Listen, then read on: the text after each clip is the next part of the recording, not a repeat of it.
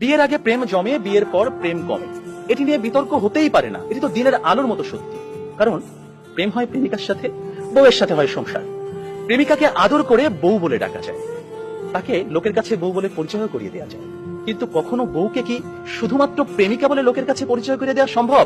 সাহস আছে আপনাদের? সর্বনাশ হয়ে যাবে, ভাত বন্ধ হয়ে যাবে। সুতরাং বিয়ে নামক একটি ঘটনার পর প্রেমিকাই থাকে না। যেখানে প্রেমিকাই থাকে না, সেখানে প্রেম জমবে কিভাবে? সেখানে প্রেম কমবে, প্রেম হারিয়ে যাবে। আবার প্রেমিকের দেয়া 2 পয়সার আলতা, কাঁচের চুড়ি কিংবা সস্তায় কেনা শাড়ি, এগুলো প্রেমের সময় প্রেমিকার কাছে থাকে আদরের, থাকে ভালোবাসার, থাকে যত্নের। কিন্তু বিয়ের পর বউয়ের কাছে এগুলো হয়ে যায় চোখের বিষ। একজন সত্যিকারের প্রেমিকের প্রেমের উপন্যাসে বিয়েই কখনো শেষ পৃষ্ঠা হয় না।